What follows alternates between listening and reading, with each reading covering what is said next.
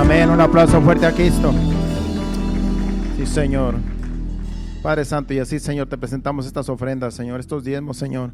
Te pedimos que tú bendigas al dador alegre, Señor, y que esta bendición, Señor, fluya, Señor amado, a todos lados, Señor, a donde quiera que sea necesaria, Padre Celestial, que allá, Señor, llegue esta ofrenda, Padre Celestial, porque, Señor, tú, Señor, quieres, Señor, expandir tu reino, Padre Santo. Y por eso ese es el propósito de este lugar, Señor, de que sigamos expandiendo tu reino a todo el mundo, Padre Santo. Que así sean bien ministradas estas ofrendas, Señor amado. En el nombre de Jesús, recíbelas. Amén. Pueden tomar asiento en esta bendición. Y de nuevo, bienvenidos a todos, bienvenidas a las visitas, bienvenido a todos los que son locales ya. Estamos contentos. Miss Kim tiene clases con los adolescentes para si usted tiene sus hijos y quiere mandarlos con Miss Kim, puede mandarlos a la parte de atrás aquí al lado. Es de 11 años a 17 años. Pero si usted visita y quiere tener a sus hijos con usted, está bien. Dios los bendiga de nuevo. Estamos contentos, estamos en la casa de Dios. Y anoche tuvimos una reunión aquí los líderes, como ya mi esposa estuvo compartiendo un poco de lo que estuvo anunciando. El aniversario que ya en agosto se cumplió 1 año de estar en este lugar. No quisimos dejarlo pasarlo desapercibido porque es una bendición que Dios nos tenga aquí. Porque ayer que Fabiola tomó la parte para el reporte, porque ella es la tesorera, ella derramó sus lágrimas cuando tomó la parte, cuando empezó a hablar, porque dice, en realidad es Dios, dice. Es Dios, dice, porque en realidad somos poquitos, dice, y cómo Dios nos ha bendecido, cómo Dios nos ha prosperado desde que abrimos este local, cómo Dios ha aumentado las finanzas. En realidad es Dios, porque nosotros somos muy pocos y hay suficiente para muchos meses de renta allí en la cuenta. Y sabemos que Dios va a seguir bendiciendo la obra. Y aún hemos estado ayudando familias, ¿verdad? Hemos estado ayudando algunas personas que cuando estaba la pandemia bien fuerte, supliendo algunas necesidades de la iglesia, de algunos miembros, porque también eso Dios ha puesto en nuestro corazón que cuando hay una necesidad en los miembros de la iglesia está para ayudarlos también. Y Dios nos ha bendecido porque en realidad es Dios. Y ahí tenemos, ¿verdad? La cuenta va aumento y aumento.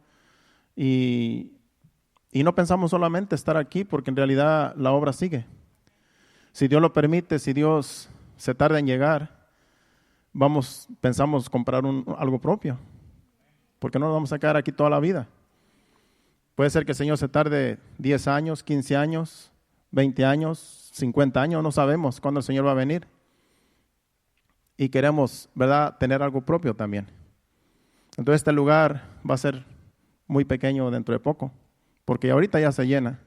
Si vienen todos los que, no hay unas familias que todavía se quedan en sus hogares, que nos están viendo por internet, si llegan todos, apenas cabemos.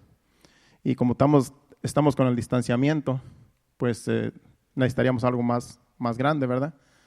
Esperemos que esto de la pandemia pase y que después todo sea normal, porque sí, pues no tenemos que tener mucho cuidado también con el distanciamiento y con las reglas. Entonces, esa es la meta, no estar estancados aquí, no decir aquí nos vamos a quedar, no, sino estamos pensando en un futuro, en comprar algo propio. Aquí hay 2 lotes que se están vendiendo, los que están ahí. Yo me dije que este lote está muy grande, pero el que sigue allí, donde hay un building ahí, de que lo estoy viendo, está más pequeño que este lote. El otro día pasé por allí y dije, bueno, aquí está bien para una iglesia. No está muy grande y para una iglesia estaría bien. Y dije yo, si el Señor nos sigue prosperando, puede ser que ahí sea el próximo building de la iglesia. No sabemos. Pero sabemos que Dios está con nosotros y Dios va a hacer su perfecta voluntad. Lo que tenemos que hacer es ser obedientes, seguir ofrendando, diezmando para la obra, porque esto va a seguir, esto apenas está empezando. Entonces ya sabe, el 28 de noviembre creemos que es una buena fecha porque tenemos otras actividades. Nos invitaron para una boda a mi esposa y a mí en Haines City. El pastor Jiménez, su hija se va a casar, su hija Ruth, y ayer le llamó a mi esposa para invitarnos. y no puede invitar ni siquiera a sus miembros de la iglesia porque es muy por el distanciamiento. Entonces están invitando solamente a ciertas personas porque solamente tienen que ser como 30 en la boda. Entonces, el 20 de noviembre, que es la boda, ¿verdad? Y vamos a salir mi esposa y yo, es un viernes. Entonces, ese día, pues, ustedes van a estar aquí encargados del servicio. Y, pues, hay otras actividades que solamente el 28 de noviembre es la fecha donde podemos, si es de noviembre, ¿verdad?, el aniversario. Así es que ténganlo en su agenda para que ese día, pues, va a ser una fiesta aquí. Ese día la hermana Brenda, que es la encargada de decorar, pues va a decorar bien bonito aquí. Y todo va a ser especial, va a haber especiales, cantos, algo que usted quiera, como dice mi esposa, testimonios, cómo Dios lo ha bendecido, cómo Dios ha sido bueno para con usted. Usted ya prepárese para ese día y le vamos a dar parte a todo aquel que quiera tomar parte para un especial. Ese día, por eso vamos a empezar a las 6 de la tarde, porque es un sábado, para que así tengamos tiempo de hacer todo lo que se pueda hacer. Y pues ese día vamos a venir de fiesta. Ese día, si usted quiere estrenar, pues puede estrenar ese día. Como yo pienso estrenar hasta ese día. ¿Qué tanto falta? 2 meses. Si ya tengo como 3 años que no estreno, pues me puede aguantar 2 meses. No hace falta estrenar.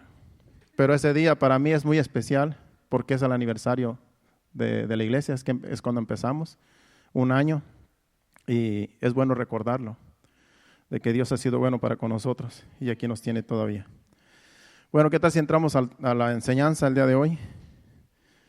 Vamos a seguir hablando de la familia. Anoche estamos aquí con los líderes y les dije, siento que mañana voy a traer otro mensaje referente a la familia, porque hemos estado hablando de la unidad en la familia, en la iglesia, en el hogar, y esto también tiene que ver no con la unidad, sino que este mensaje tiene que ver con la conducta en el hogar, empezando con los padres, porque los padres son los que deben de dar ejemplo en la casa, en el hogar.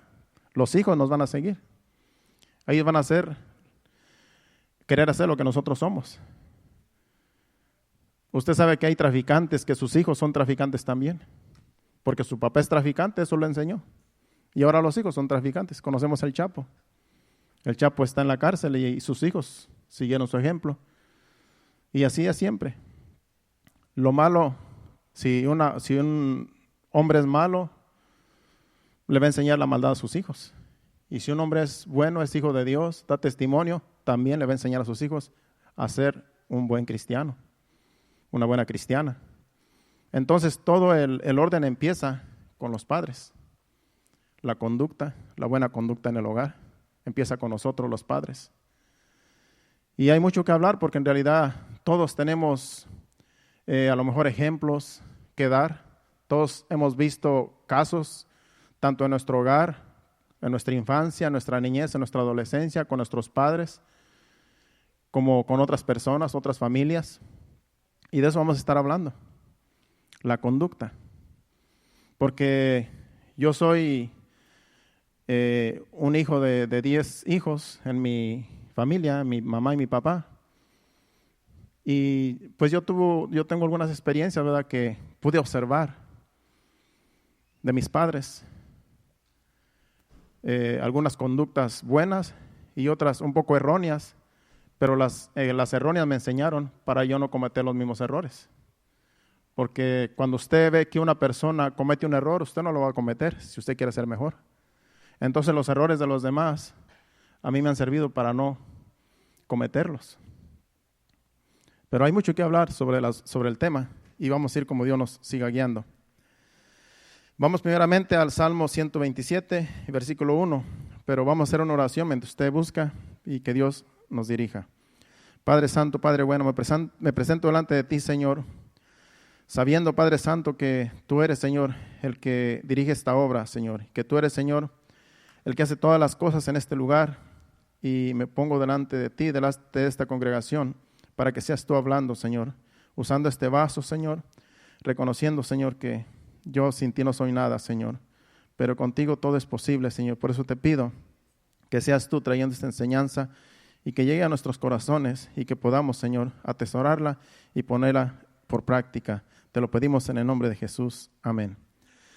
Bueno, el Salmo 127, versículo 1, ahí es donde habla de Vamos a leerlo ahí, porque queremos hablar solamente de una cosa, porque habla de dos cosas ahí. Leemos. Versículo 1. Si Jehová no edificare la casa, en vano trabajan los que la edifican. Si Jehová no guardare la ciudad, en vano vela la guardia. Ahí está hablando de dos cosas. Está hablando de una casa y de una ciudad.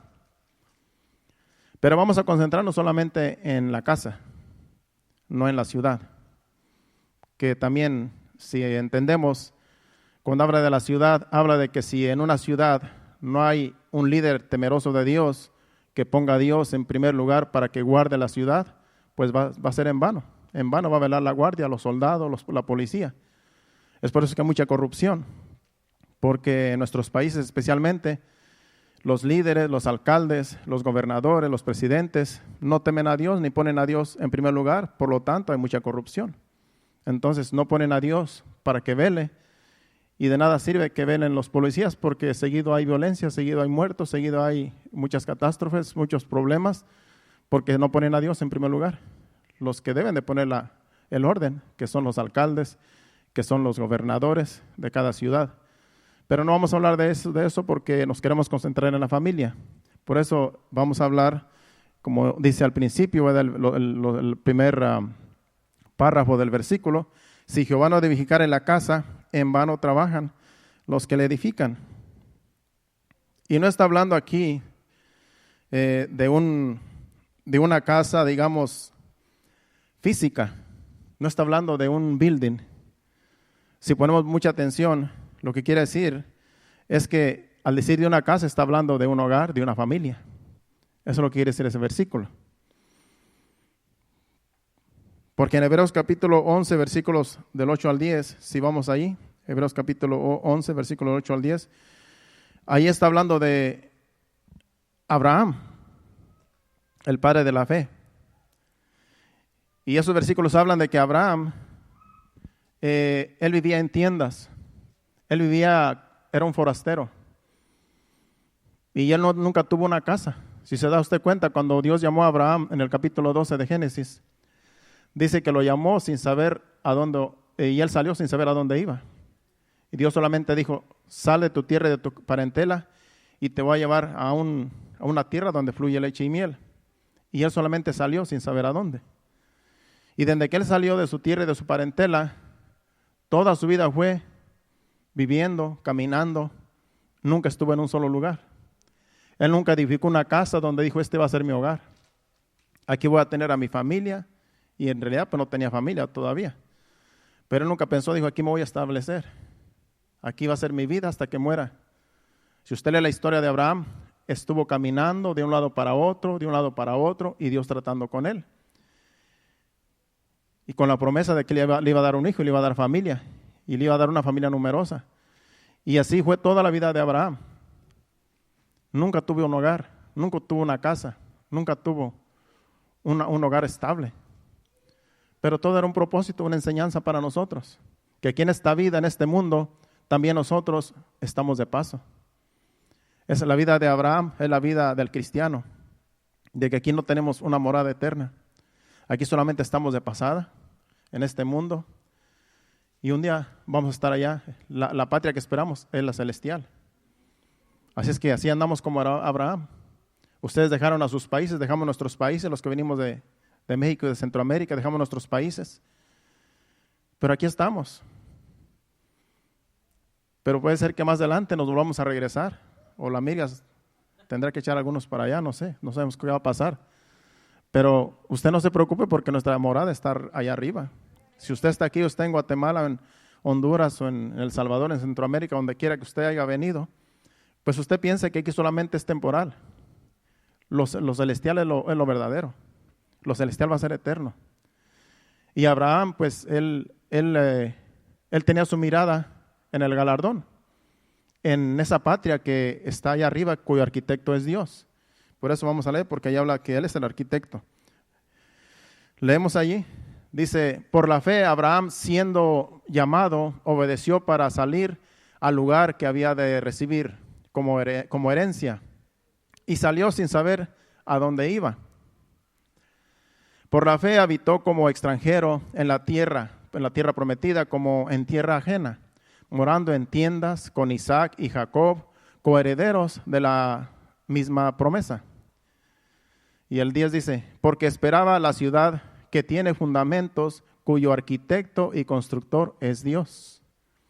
Imagínense, Él es el que tiene la ciudad celestial allá arriba, que Él mismo la construyó, y Él mismo fue el arquitecto de esa ciudad, en la cual vamos a estar nosotros por toda una eternidad, cuando lleguemos allá. No se compara con las ciudades que hay aquí, no se compara con Nueva York, no se compara con Los Ángeles, ni con las ciudades donde usted quisiera vivir allá. Yo no quiero vivir allá, hermanos, porque a mí me da fobia ver esos edificios. Me da fobia ver para arriba. Digo, si se caen esos, van a ser un desastre esos edificios. Prefiero las montañas, prefiero el campo, porque allá no hay tanto peligro, solamente que te muerde una serpiente. Y pues para eso pues está la palabra donde dice que hollarás serpientes y escorpiones y nada te dañarán. Pero hay quienes les gustan las ciudades, hay quienes les gustan los rascacielos. Pero esos rascacielos y esas ciudades que usted ve aquí en este mundo, en diferentes lugares del mundo, que son para algunos una maravilla, para Dios, en realidad Dios nos ve desde arriba y nos ve como hormiguitas que andamos aquí.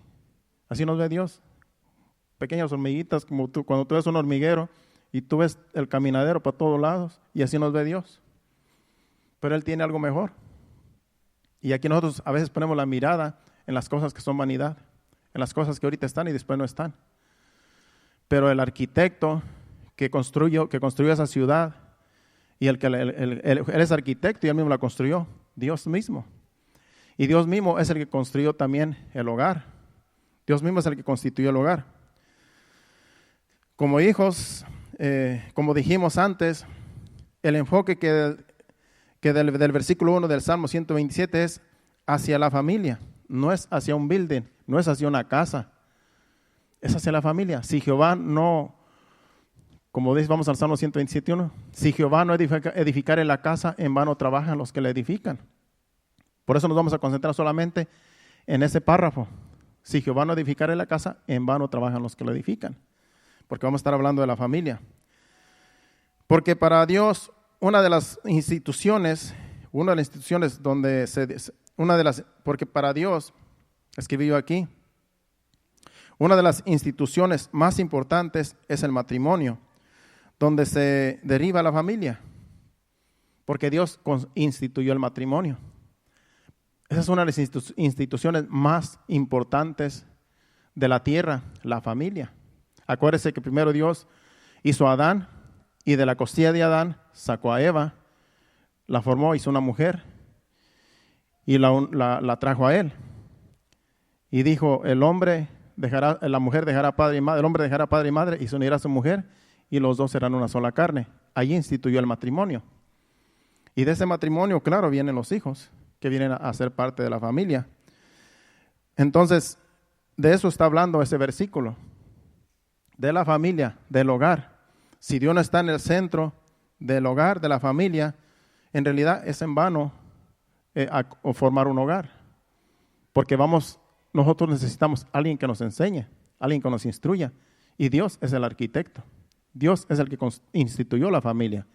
Él sabe cómo trabaja la familia y debemos de hacerle caso a su palabra, a la Biblia.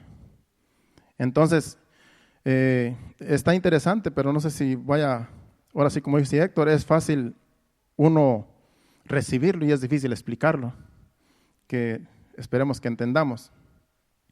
Cuando un hombre y una mujer llegan al matrimonio, se forma una familia.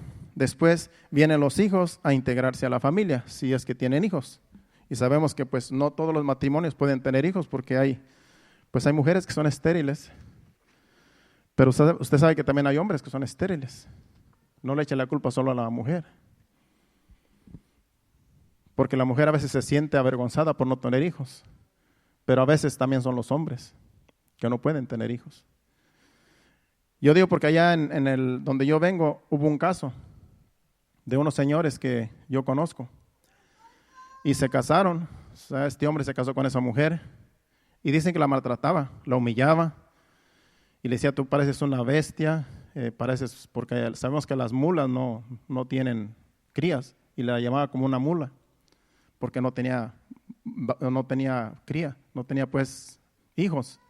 Y la humillaba y hasta la golpeaba, según escuché yo. Entonces de tanto y tanto la mujer se cansó.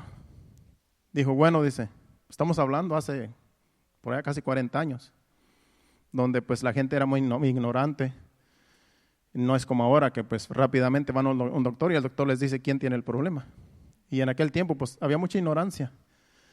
Pero esta mujer abrió los ojos y dice, ¿sabes qué? Vamos a hacernos un chequeo, dice. Vamos a hacernos un chequeo al doctor y ahí se va a saber quién es el que no puede tener hijos. Y de ahí se dice, si yo soy la que no puede tener hijos, me digas todo lo que quieras, me tratas como tú quieras, pero vamos a salir de la duda. Y dice que pues sí fueron al doctor con un ginecólogo y era él el que no podía. Y entonces después la amenazó. Dice, entonces si tú te embarazas, te voy a matar porque el bebé no va a ser mío.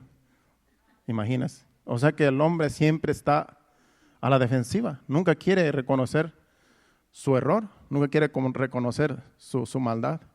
Pero así es, hermano. Por eso cuando no se tiene a Dios en el corazón, hacemos tantas barbaridades y tantos errores que cuando Dios viene a nuestra vida, nos redarguye de las cosas que a veces hacemos, de las torpezas. Y todos cometemos errores porque nadie es perfecto. Pero eso sucedió en este caso. Entonces,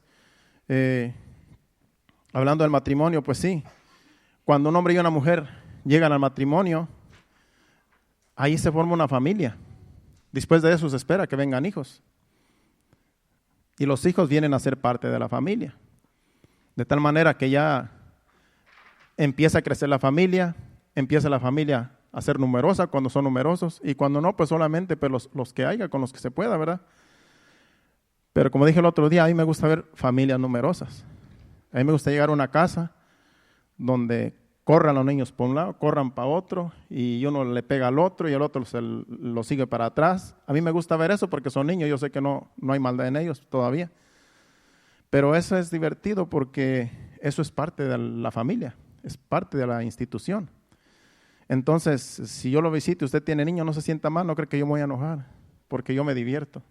Porque sé cómo voy a estar un rato y después le dejo, usted va a estar con todo el problema todo el tiempo, pero yo solamente voy un ratito a la vez que ya se me llega el tiempo de irme, me voy a ir y pues, solamente voy a contemplar cómo viven, ¿verdad? Lo inquietos que son los niños. Pero eso es parte de la familia, eso es bonito, porque Dios lo instituyó, la familia. Sigamos aquí con el mensaje. Volvamos a retomar el versículo 1, donde dice, ¿verdad? Si Jehová no edificare la casa, en vano trabajan los edificadores. Lo que está diciendo es, si Dios no está dirigiendo esa casa, en vano trabajan los que la dirigen. Si Dios no está en un matrimonio, en vano es que el matrimonio esté establecido, porque Dios instituyó el matrimonio.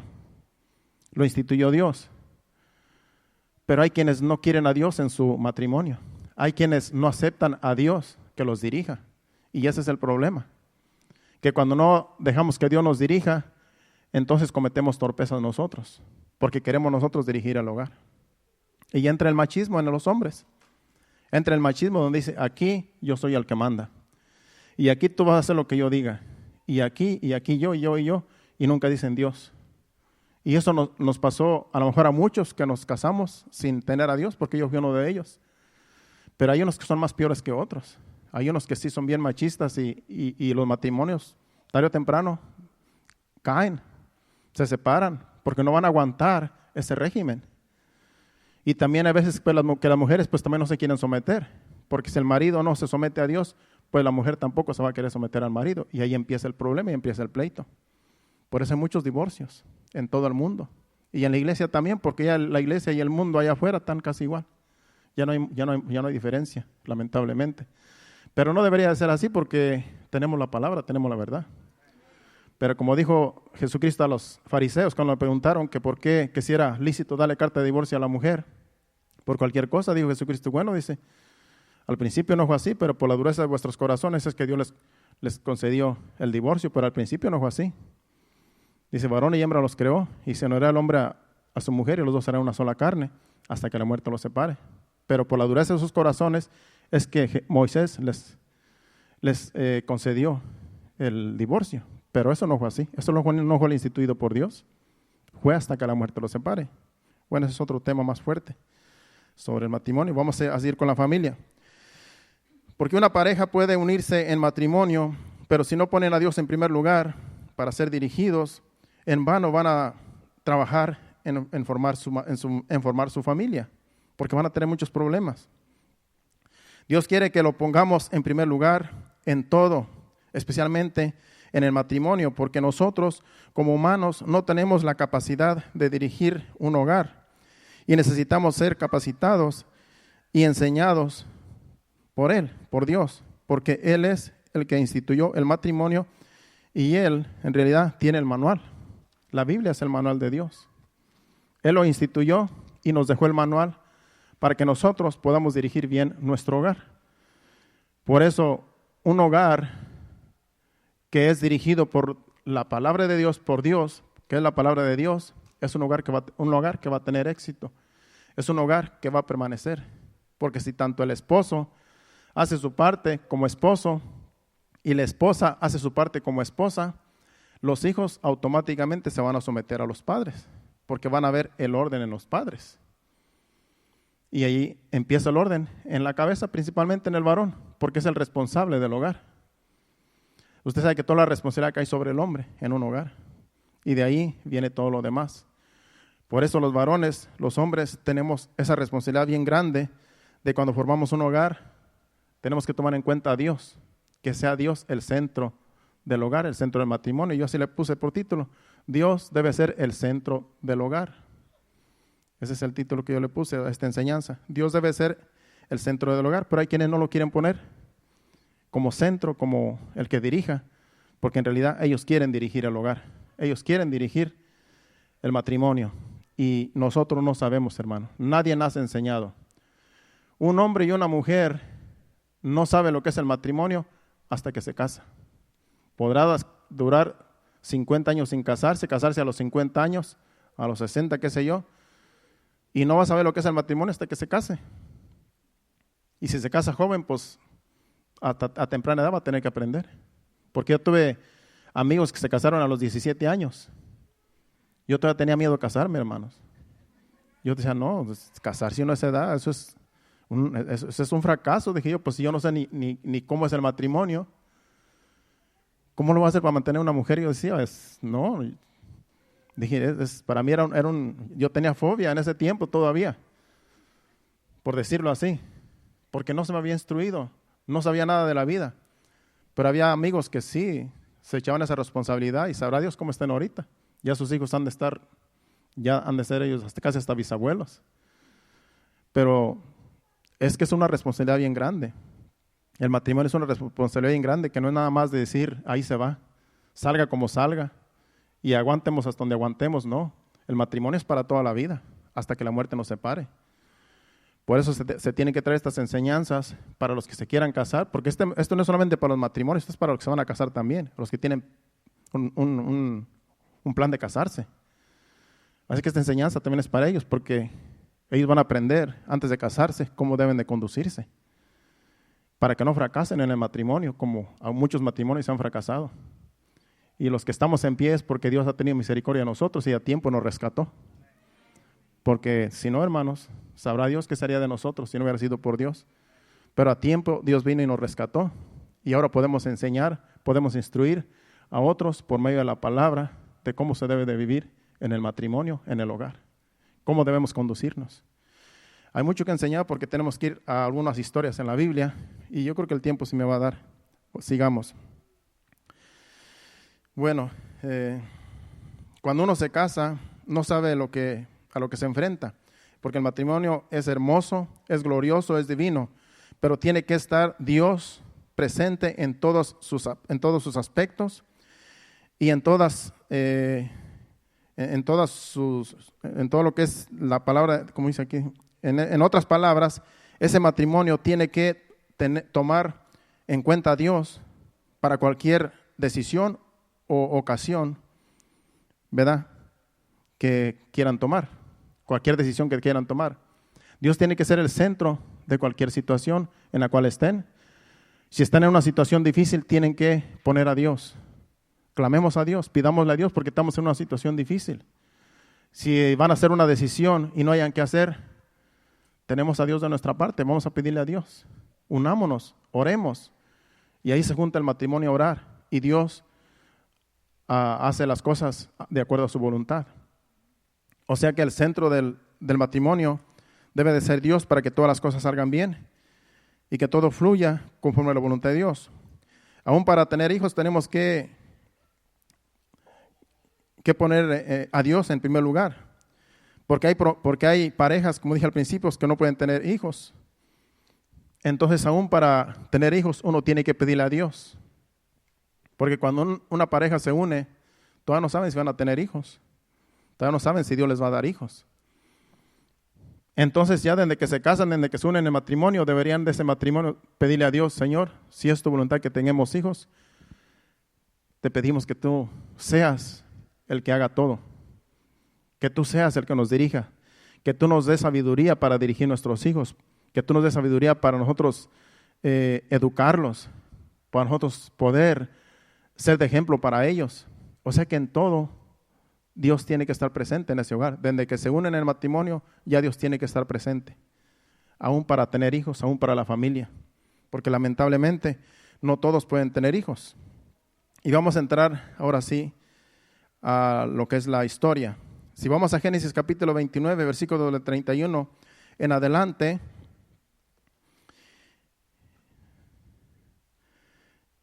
y luego del capítulo 30, del versículo 1 al 24, yo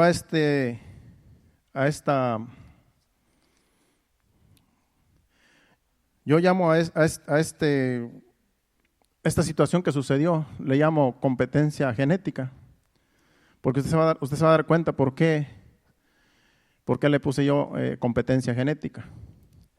Porque aquí había dos mujeres hermanas que se casaron con el mismo hombre, con Jacob. Vayamos a la 29:31 en adelante. Deje buscarlo aquí para leerlo yo en la Biblia.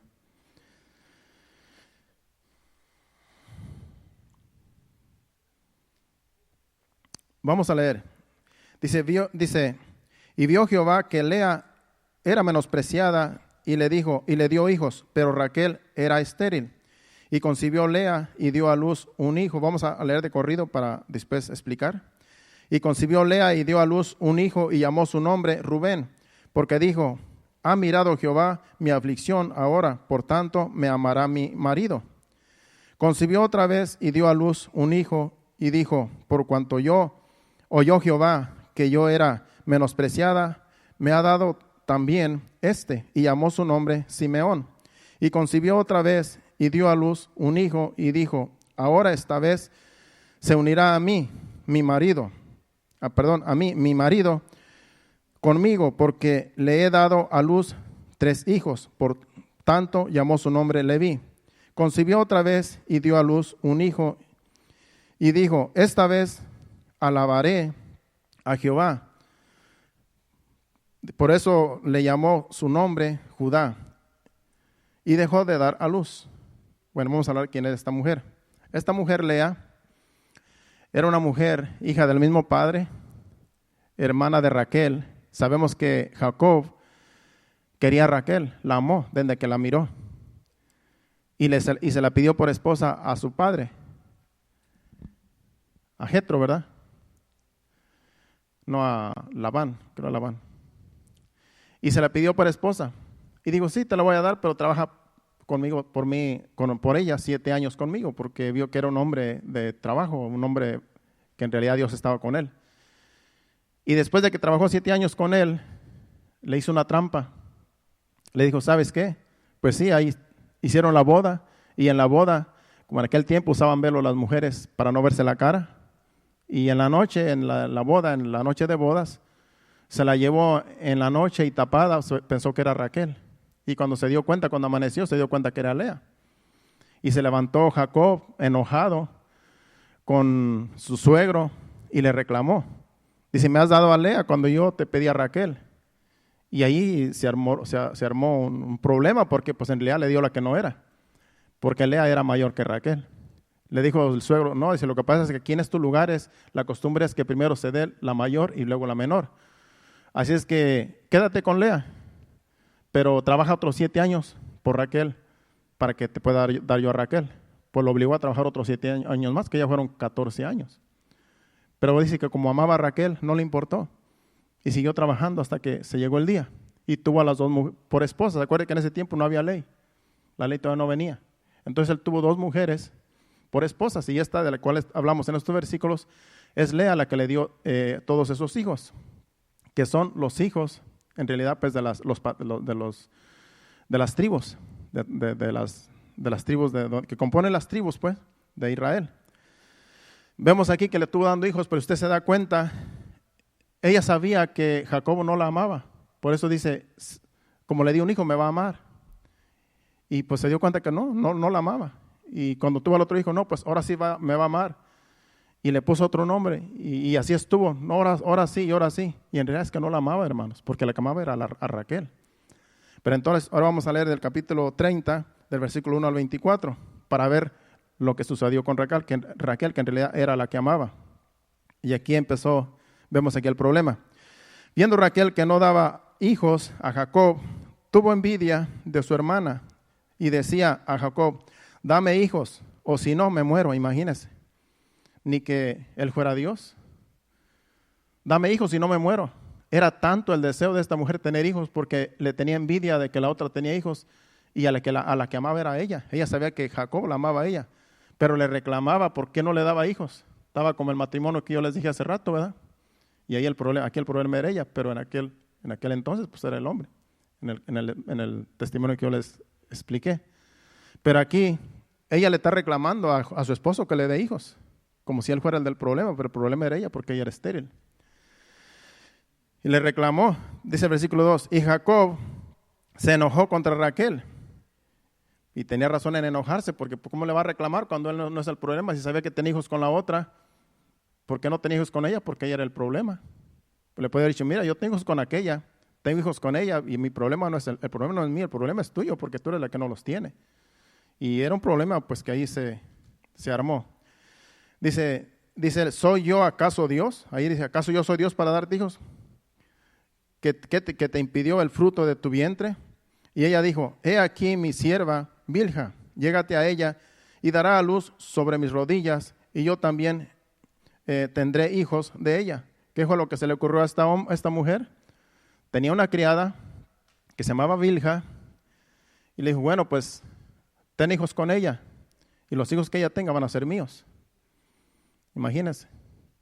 Y él pues no se hizo del rogar también, porque lo vamos a ver. Dice, y el versículo 4 es, así le dio Bilha, su sierva, por mujer, y Jacob se llegó a ella, y concibió Bilha, y dio a luz un hijo a Jacob. Dijo entonces Raquel, me juzgó Dios, y también oyó mi voz, y me dio un hijo, por tanto llamó su nombre Dan. O sea que ella adoptó ese hijo como que era de ella, y le puso Dan, es otro de las tribus, la tribu de Dan. Sigue diciendo el 7, concibió otra vez Bilha, la sierva de Raquel, y dio a luz un segundo hijo a Jacob. Dijo Raquel, con luchas de Dios he concedido, dice, con mi hermana, y he vencido, y llamó su nombre Neftalí. Ese es otro de los, Neftalí era otro de los hijos de Jacob.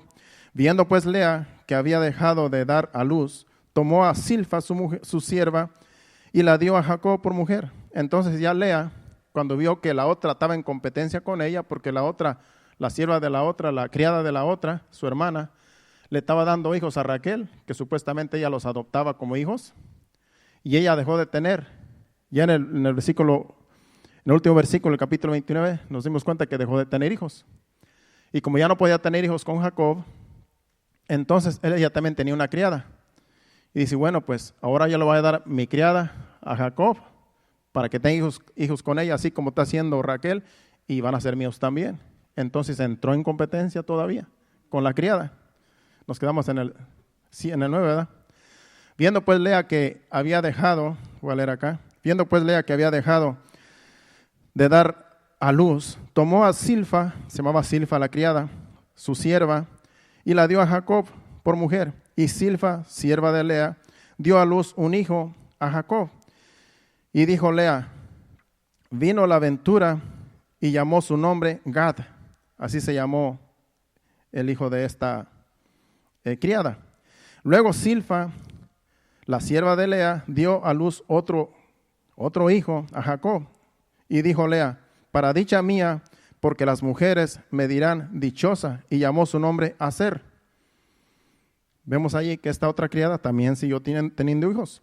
Fue Rubén, el hijo de Lea, el primogénito de Jacob. Fue Rubén en tiempos de la siega de los trigos, y halló mandrágoras, no sé si usted las conoce, imagino que es alguna fruta o algo, en el campo, y las trajo a Lea, su madre, y dijo Raquel a Lea, te ruego que me des de las mandrágoras de tu hijo. Y si él respondió, es poco que hayas tomado a mi marido, sino que también te has de llevar las mandrágoras de mi hijo. Y dijo Raquel, pues dormirá contigo esta noche por las mandrágoras de tu hijo. ¿Qué pasó? Que este Rubén, hijo de Lea, traía esas, me imagino que eran como frutas, y se le antojaron a Raquel. Y le dijo, dame de lo que traes ahí. Y luego la otra, la mamadre, le dijo, ¿por qué le estás pidiendo lo que él trae? Dice, me estás quitando a mi marido y ahora te quieres también la fruta que trae mi hijo, dice. Dice, bueno, pues en realidad dice, dame las frutas, dame lo que trae y que mi marido pues duerma otra vez contigo, ¿verdad? Es lo que dice ahí, el 15. Volvemos a leer. Dice, y él respondió, es poco que hayas tomado mi marido, sino que también te has de llevar las mandrágoras de mi hijo. Dijo Raquel, pues dormirá contigo esta noche por las mandrágoras de tu hijo. En otras palabras, le dio la oportunidad de que se acostara con Jacob y que a lo mejor concibía otra vez. Y sí le resultó. 16. Cuando pues Jacob volvió del campo, a la tarde salió Lea a él y le dijo, llégate a mí, porque a la verdad te he alquilado por las mandrágoras de mi hijo. Y durmió con ella aquella noche, y oyó Dios a Lea, y concibió y dio a luz el quinto hijo a Jacob. Y dijo Lea, Dios me ha dado mi recompensa, por cuanto di mi sierva a mi marido. Por eso llamó su nombre Isacar. O sea que ella vio pues como que Dios sí le respondió por las mandrágoras. En otras palabras, hicieron un trato con la rival. Y Dios le consiguió su deseo. Acuérdese que en aquel tiempo no había ley. No podemos también juzgar porque no había ley. No estaba escrita la ley porque Moisés escribió la ley. Sigue diciendo hasta el 24, vamos a leer para de ahí seguir. Dice el versículo 19. Si estamos al 19 o ya lo leímos. Dice, después concibió Lea otra vez y dio a luz el sexto hijo a Jacob. Y dijo Lea, Dios me ha dado una buena dote. Ahora morará conmigo mi marido, porque le he dado a luz 6 hijos, y llamó su nombre Zabulón. Hasta el sexto hijo, hermanos, todavía no se sentía aceptada por su esposo, si se da cuenta. Dice, con este sexto hijo, entonces mi marido sí me va a amar. Y nada, hermanos. Eso ha sucedido allá en el mundo, hermanos. Cuando mujeres se casan con hombres que saben que no las quieren y piensan que cuando les van a dar un hijo, ya las van a querer, hermanos. Ha sucedido. Yo he escuchado experiencias de hombres que no quieren a la mujer, se unieron por alguna razón y ellas creen que dándole un hijo a su marido, ya su marido las va a amar, y eso es un error. Las deja con todo hijo después a sufrir, lamentablemente. Así es que hay que tener mucho cuidado. Bueno, sigamos aquí con la historia porque ya veo que el reloj está caminando recio. Dice el versículo 21. Dice, después dio a luz una hija y la llamó su nombre Dina. Sabemos que Dina fue hija también de de Jacob, que en realidad solamente la menciono por una historia que sucedió. Y se acordó Dios de Raquel y la oyó. Dice, y se acordó Dios de Raquel y la oyó, y lo oyó Dios, y le concedió hijos. Y concibió y dio a luz un hijo, y dijo ella, Dios ha quitado mi afrenta, y llamó su nombre José, diciendo, añádame Jehová otro hijo. Hasta este versículo menciona de que Raquel, al fin, Dios le concedió tener un hijo. Dejó de estar estéril.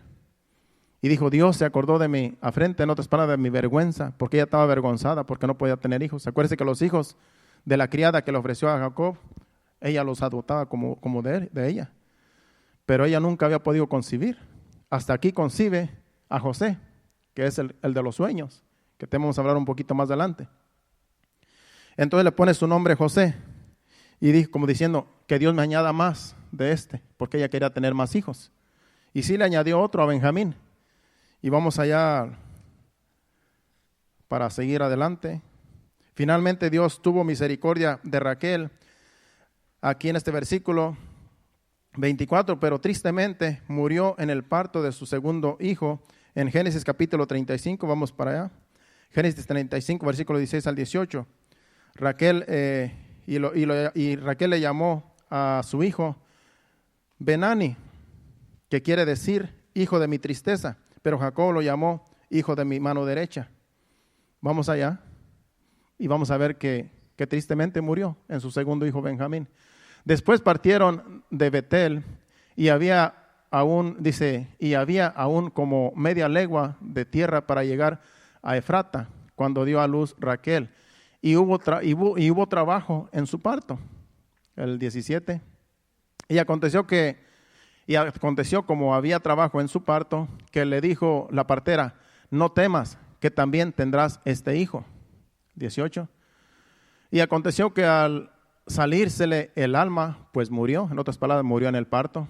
Llamó su nombre Benoni, mas su padre, o sea Jacob, lo llamó Benjamín. Y acá en mi Biblia dice que Benoni quiere decir hijo de mi tristeza. Pero a Jacob no le gustó ese nombre y le cambió el nombre, le puso Benjamín, que quiere decir hijo de mi mano derecha. Así es que si usted va a tener un hijo, si usted tiene un hijo, pues póngale Benjamín, como aquí los hermanos que le van a hacer el baby shower. Hijo de mi mano derecha, se quiere decir Benjamín, pero ustedes ya han de tener el nombre. No me hagan caso a mí, eso es solamente una sugerencia. Pero eso quiere decir, Benjamín quiere decir hijo de mi mano derecha. Pero la mujer, la madre, como murió, dijo hijo de mi tristeza, porque de por sí estaba triste y muere, ya no lo pudo abrazar, hermanos. Tristemente ya no pudo abrazar a su hijo. Pero ella quería seguir teniendo más hijos. Y ahí termina su muerte, ahí termina en muerte, tristemente en ese parto.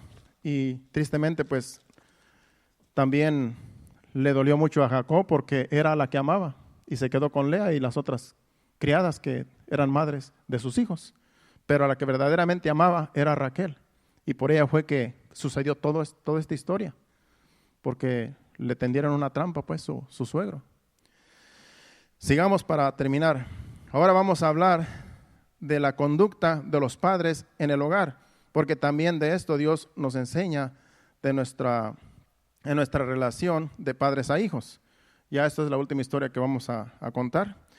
Vayamos a Génesis capítulo 25, versículos 27 al 28. Aquí le sucedió ahora a Jacob le sucedió le sucedió la historia que vamos a narrar. Porque aquí ya Jacob ya está viejo y ya tenía todos sus hijos y él ya estaba viejo.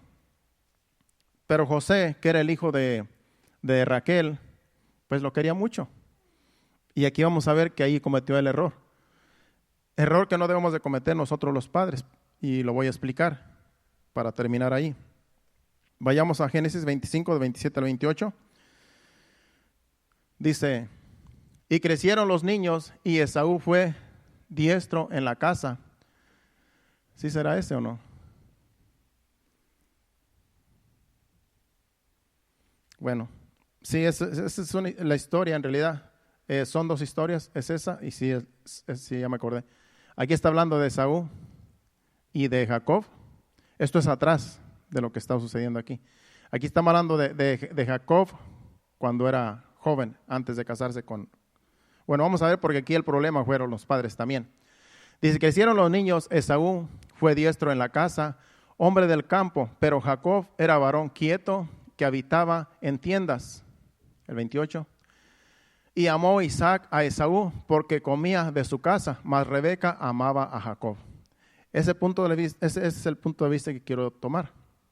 Que a Jacob, del cual tuvo todas estas mujeres y todo este problema que le vino, cuando estaba con sus padres, sabemos que los padres de Jacob eran Isaac y Rebeca, fueron los padres de él y de Esaú. Pues Esaú era de caza. Esaú era un hombre que cazaba animales y iba y traía y le daba a su padre de lo que cazaba. Entonces su padre lo amaba porque le traía de lo que cazaba. Y aquí Jacob, del cual acabamos de hablar, era un hombre hogareño, era un hombre que estaba al lado de la mamá. Y la mamá lo amaba porque estaba siempre con ella, dice que habitaba en tiendas. En otras palabras, era un hombre más apegado a la madre. Entonces vemos la diferencia, que Isaac amaba más a Esaú y Rebeca amaba más a Jacob. Y hubo un problema ahí, porque entonces ya había distinción. Y ese es un error que no debemos de cometer nosotros. No debemos de amar más a unos hijos más que a otros. Ni la madre puede hacer más por unos que por otros, ni el padre puede hacer más por unos que por otros, ni consentir más a unos que a otros, porque hay distinción después, hay problemas entre los hijos, entre los hermanos. Y de eso es de lo que quiero hablar en los últimos 10 minutos que me quedan. Ahora sí vamos a la historia donde yo pensé que era esta. Vamos a ver seguir adelante.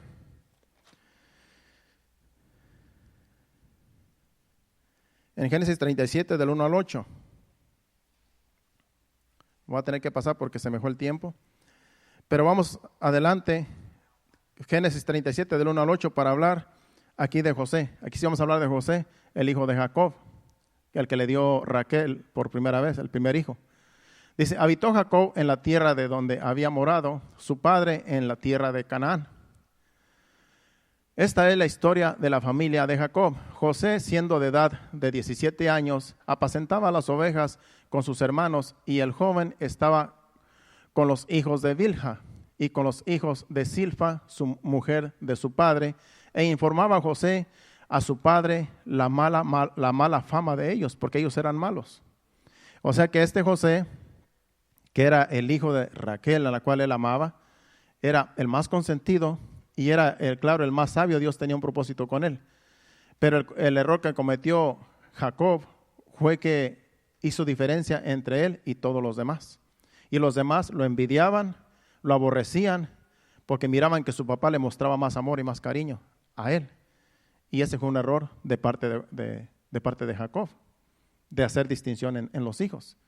Entonces vamos aquí el problema que había. Y luego también le llevaba el chisme al padre de los hijos. Imagínense que el padre les viniera con los hijos. ¿Sabes qué? Ya me dijo José que tú hiciste una maldad. Ya me dijo José que tú le pegaste al otro. Ya me dijo José que entonces, olvídese, allí era donde le tenían odio a José y se querían deshacer de él. Y sabemos que lo vendieron, pero no vamos a llegar ahí. Solamente vamos a tocar ese punto de cómo el error que cometió Jacob de hacer distinción entre los hijos. Dice el versículo 3. Y llamaba Israel a José, dice, y amaba Israel a José, que viene siendo Jacob, más que a todos los hijos, porque lo había tenido en su vejez. Y le hizo una túnica de diversos colores. Conocemos la historia. Pues lo envidiaban los demás. Y viendo sus hermanos que su padre lo amaba más que a todos sus hermanos, le aborrecían y no podían hablarle pacíficamente. O sea que siempre lo insultaban, siempre se burlaban, siempre estaban acechándole, porque le tenían envidia y le tenían coraje. El versículo 4, el versículo 5 dice, y soñó José un sueño y lo contó a sus hermanos, y ellos llegaron a aborrecerle más todavía, porque el sueño tenía que ver con ellos. Sigue diciendo, y él les dijo, oíd ahora este sueño que he soñado. El 7, he aquí que atábamos manojos de en medio del campo, y he aquí que mi manojo se levantaba y estaba derecho, y que vuestros manojos estaban alrededor y se inclinaban a mí. El 8. Le respondieron sus hermanos: ¿reinarás tú sobre nosotros o enseñorearás sobre nosotros? Y le aborrecían aún más a causa de sus sueños y sus palabras. Y conocemos la historia. Sabemos que ya cuando él fue gobernador de Egipto, ellos vinieron y se inclinaron a él, y se cumplió ese sueño que él soñó. Pero entonces aquí vemos cómo ellos lo aborrecían, porque Dios le había dado ese don de sueños y de interpretarlos también. Y porque también su padre lo amaba más que a ellos. Entonces era un error del padre, porque le mostraba más amor y más cariño a él que a todos los demás. Y ahí es donde nosotros no tenemos que caer en eso, como padres. Porque acuérdense que lo que sucedió en el Antiguo Testamento es ejemplo para nosotros, para no cometer esos errores que se cometieron en aquel tiempo. Fueron los patriarcas, fueron los que Dios escogió para de ahí traer al Mesías, a Jesucristo, pero cometieron errores. Abraham cometió errores, Jacob cometió errores, Isaac cometió errores, todos cometieron errores, pero de allí Dios trajo al Mesías. Pero los errores que ellos cometieron no hay que cometerlos nosotros, porque entonces caemos en lo mismo y nos va a ir mal. Entonces hay que agarrar lo bueno, pero lo malo no hay que agarrarlo. Hay que agarrar los buenos ejemplos de los que están en la Biblia, pero los malos ejemplos hay que desecharlos, porque eso no estuvo bien, que Jacob haya hecho distinción entre sus hijos. Hay un versículo que dice: Dios no tiene favoritos, así aquí escribí yo. Dios no tiene favoritos o consentidos en su iglesia. Tampoco nosotros como padres no debemos tener favoritos ni consentidos en nuestra casa, en nuestra familia. Yo tengo 3 hijas, ya Jennifer está casada, pero yo nunca, que yo sepa, hice distinción entre las 3. Yo nunca, que sepa, he hecho distinción entre las 3. A las 3 las amo y a las 3 me preocupo por ellas en su etapa, en cada una de sus etapas, y les demuestro mi cariño como yo pueda, como yo lo trato de expresar, pero no trato de hacer menos a una que a otra, porque yo sé que las 3 valen lo mismo para mí y para Dios, y eso tenemos que tomar muy en cuenta. También tenemos que tomar en cuenta que hay quienes se unen en el matrimonio cuando ya la esposa tiene hijos, o el esposo tiene hijos con el cual va a contraer matrimonio, y los hijos tiene que amarlos como si fueran de él. Y si tiene hijos con esa esposa o con ese esposo que se va a unir en matrimonio, tiene que amar igual a los propios como a los otros, porque eso es justo. Y eso es lo que dice la Biblia. Hay que amarlos igualmente, porque Dios no hace distinción en su iglesia. Dios no tiene consentidos, Dios no tiene favoritos, y nosotros tampoco debemos de tenerlos en nuestra casa, porque entonces van a aborrecerse entre ellos mismos. Se van a tener envidia, se van a aborrecer y no se van a querer. ¿Y qué pasa? Que los padres son los que están haciendo que contiendan entre sus hijos.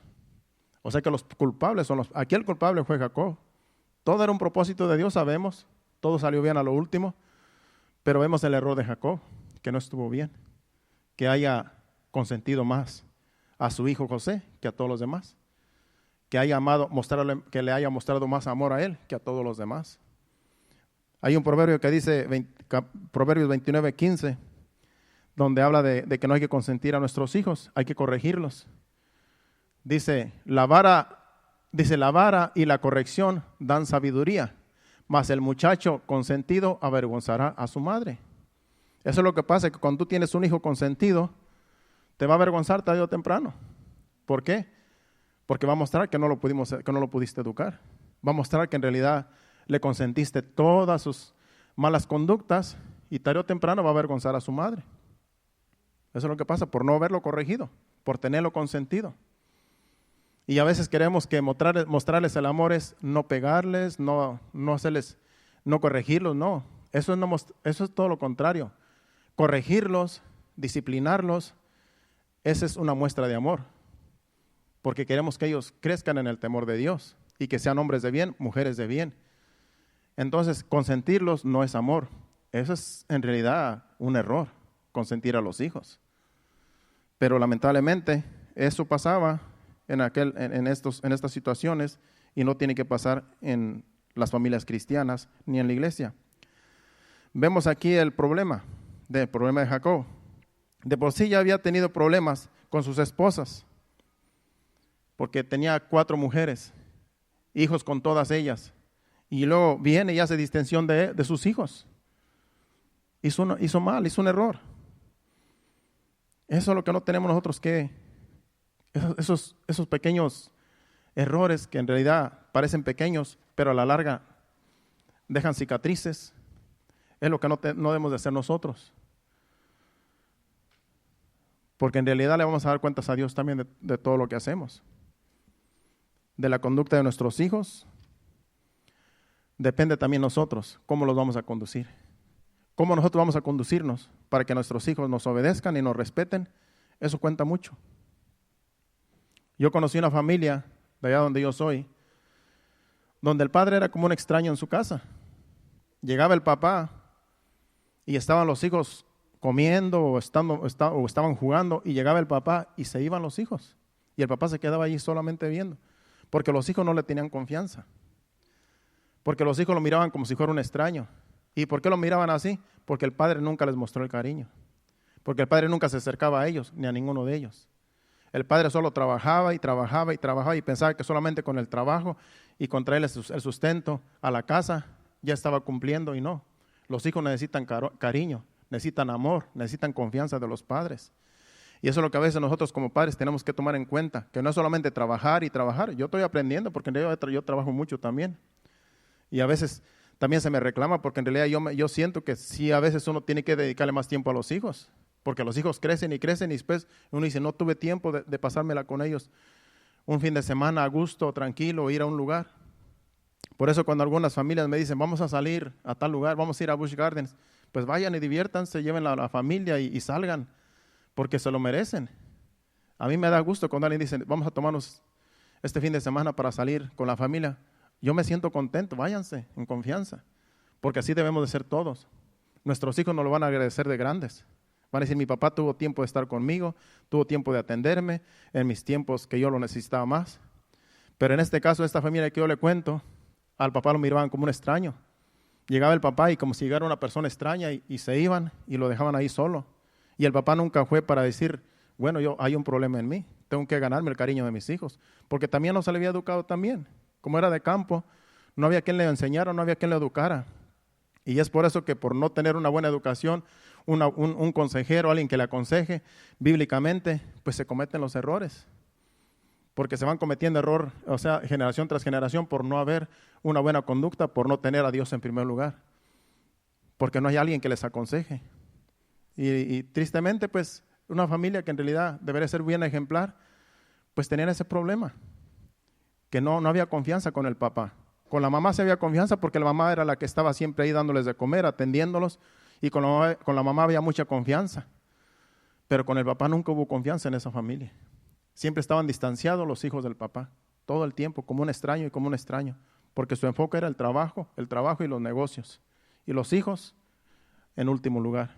Y ese es un error también, que no debemos, ahora nosotros que estamos en el Evangelio, cometer. Hubo otro que aquí terminamos, otro que me di cuenta, que este es un poco gracioso. Eso es para irnos contentos. Resulta que yo tengo una tía que ella ya se casó pues ya grande, ya como pasaba yo creo los 30, y pues se encontró otro, como dice ella misma, dice, pues no falta un roto, ¿cómo decía? Ella tenía ese dicho, no falta un roto por un remendado. Ese era su dicho. En otras palabras, ya estaban los dos pues ya pasándoseles el tiempo, tanto al uno como al otro, y se casaron, pero Dios les concedió 2 hijos. Y dijo, y bueno, pues ya estaban grandes, hicieron su casita como pudieron. El caso es que él trabajaba a varias horas de camino en el bus, y para ahorrar dinero, él venía cada semana, cada viernes venía y solamente estaba el fin de semana. Y los niños pues estaban chiquitos, los 2. Entonces, él estaba en construcción su casa, yo creo que iba a visitarla, y no tenían puerta los cuartos, porque allá se acostumbra que se hace un cuarto y otro cuarto y en medio un pasillo. Entonces los cuartos, de cuarto a cuarto, no había puerta. Entonces ya le ponían una cortina en vez de puerta porque estaban construyendo, todavía no tenían para las puertas. Y pues ellos conocían a su papá, que pues su papá era el papá de ellos, pero su papá siempre usaba gorra. Entonces solamente tenía pelo alrededor de la gorra. Y así lo conocían, pues, los niños chiquitos estaban creciendo. Y un día, pues, que entra uno de los niños, el más chiquito, ya como de unos 3 años, y entra y ve, pues, que estaba, pues, su mamá con alguien en la cama. Y dice, mamá, ¿y quién es ese señor? Porque no traía la gorra, hermano. Estaba calvo. ¿Es tu papá, hijo? Pues él se sorprendió. Y pues ese no es mi papá, mi papá tiene una gorra y él no la trae, no tiene pelo. Pues entonces tuvo que decirle, ¿es tu papá? Míralo bien, es tu papá. Y eso se me hizo gracioso porque ella misma me lo contó. Entonces, pues no lo conocían pues sin gorra, hermanos. Por eso pues hay que ser un poco transparentes, hermano. En la familia tan siquiera. Imagínense que un día que yo nunca usara, siempre me vieran en la casa con gorra y el día que me la quitara y tuviera calvo, pues decir, pues ese señor, ¿qué está haciendo en casa? Hay que ser transparentes tan siquiera en ese aspecto, de que nuestros hijos nos conozcan tal y como somos y así nos tienen confianza. Yo siento que mis hijas me tienen confianza, no sé si ellas a mí me tendrán, pero pues así como les tenemos confianza, ellos también tienen que tenerle confianza a uno de también contarle a uno sus inquietudes también. Porque también los jóvenes necesitan a alguien a quien contarle sus inquietudes, sus problemas. Y a veces los cuentan a quienes no se los deben de contar, a los supuestamente amigos. Y cuando uno viene a darse cuenta, diciendo, ¿por qué no me lo contaste a mí? Yo te hubiera dado un buen consejo, yo te hubiera dado alguna buena razón. Pero a veces se cometen errores porque no hay confianza en los padres hacia los hijos. Por eso tenemos que ganarnos la confianza de nuestros hijos, para no cometer esos errores que cometieron algunos en el pasado. Y que así podamos nosotros ser de bendición a nuestro hogar, a nuestra familia y a toda esta sociedad. Porque la iglesia es la que debe dar ejemplo de cómo se vive en el ambiente cristiano.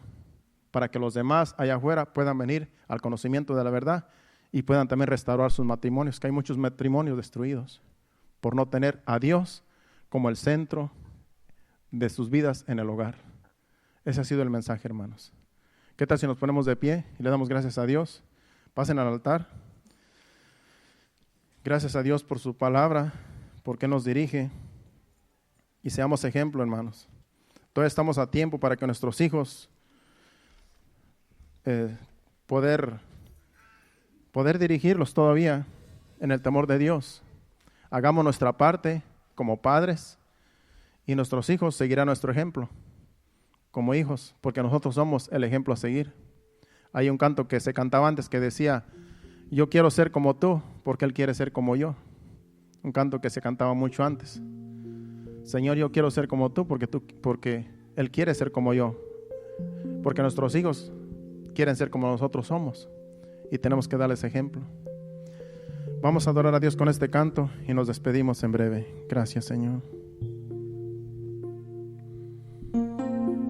Ven, Espíritu, ven y lléname, Señor, con tu preciosa unción.